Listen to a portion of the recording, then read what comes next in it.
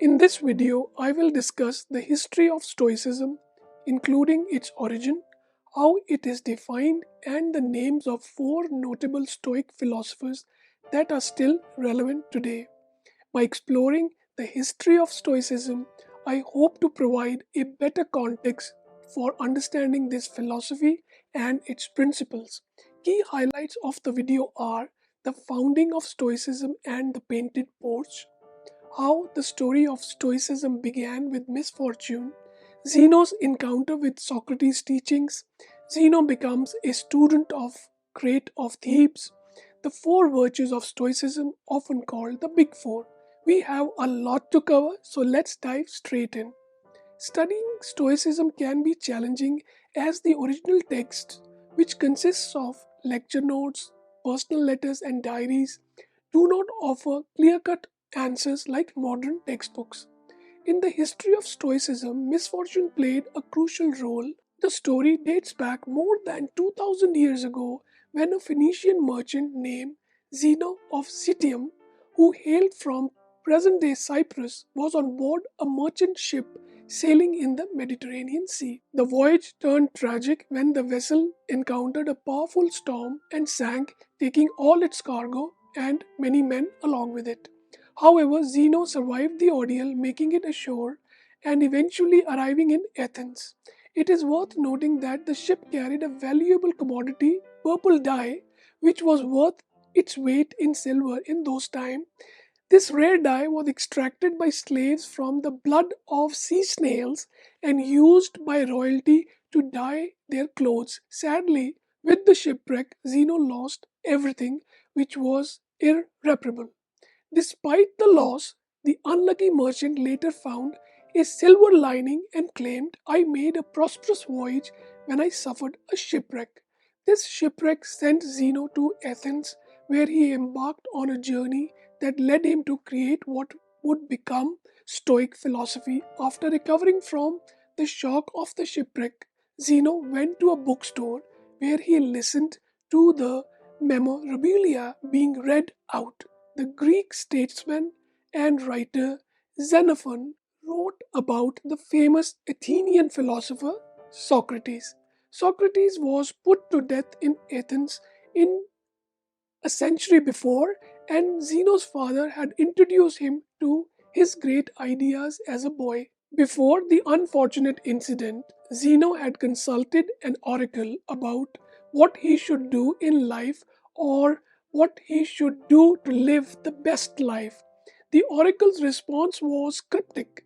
To live the best life, you should have a conversation with the dead. This encounter and the shipwreck created one of the most influential philosophical schools in history, Stoicism. As the bookseller read from the second book of Xenophon's Memorabilia, Zeno felt transported back to the ancient streets where Socrates had once taught. Inspired by the philosopher's teachings, he asked the bookseller where could he find his own Socrates, a guide to help him make wise choices in life. The bookseller pointed into the street and said, "There goes one." The philosopher was Crates of Thebes, and Zeno became his devoted student. After studying with Crates and several other teachers, Zeno felt ready to begin his school of philosophy known as Stoicism. The story is a testament to the old Zen saying, "When the student is ready, the teacher will appear." The term Stoicism originated from the founder of the school, Zeno of Citium, who used to gather his followers at a public place known as the Painted Porch or Stoa Pocile. That's the reason why the school is referred to as Stoicism. The Painted Porch served as a meeting place for Zeno and his disciples to engage in discussions. It was an inviting and accessible structure where people could reflect, contemplate, and most importantly, discuss philosophy and friendship. The Painted Porch was famous colonnade decorated with a mixture of mystic and historical battle scenes located on the north side of Agora, the ancient Athenian marketplace. Sometimes the Stoic school is called the Stoa or the philosophy of the porch. Like their hero Socrates, Stoics met in public on the porch where anyone could listen to their debate. Zeno would pace up and down as he lectured, which kept the porch clear of slouching. The expression Stoic philosophy has therefore been taken to suggest something like the philosophy of the street, a philosophy for ordinary people, not for those locked up in proverbial ivory towers of academia. Zeno wrote many essays about education, human nature, duty, emotion, laws, and logic. It would have been amazing to read Zeno's thoughts on crates. Unfortunately, most of his writings have been lost. None of his works have come down to us, not even his most important work, The Republic, which effectively refuted Plato's book of the same name. However, the remaining fragments of his teachings reveal that the ultimate goal of life is to live in harmony with nature and lead a virtuous life. Zeno was the first to express the four virtues of Stoicism: courage, temperance, justice, and wisdom, also known as the Big Four. Although we don't know when or where Zeno first put the Big Four in writing, they appear in the work and decisions of nearly every Stoic who lived after him. When he was 72, Zeno tripped and broke his finger as he left the porch one day. While lying down on ground in pain, he seems to have decided that the incident was a sign and that his time had come. He punched the ground and quoted a line from the famous poet at that time: "I come of my own accord. Why then call me?" Zeno held his breath until he passed from his life. The philosophy of Stoicism, embraced by many as a way of life, is based on the teachings of four prominent Roman Stoic philosophers: Seneca, Musonius Rufus, Epictetus, and Marcus Aurelius. Although over 1,000 books were written on the topic, only a handful of works by these great men have survived the test of time, attesting to their profound influence on humanity.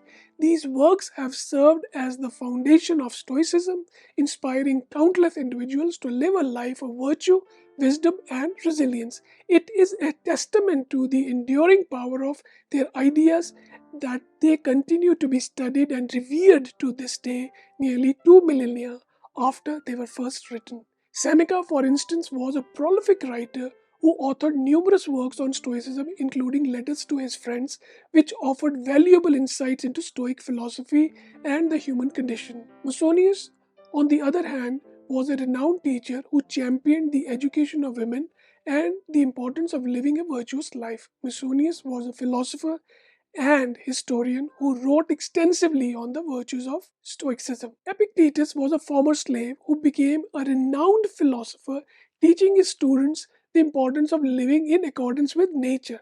Last but not least, Marcus Aurelius, the Emperor of Rome, is perhaps the best known Stoic philosopher thanks to his meditations. His personal diaries offer a glimpse into his innermost thoughts and reflections on life, death, and the human condition.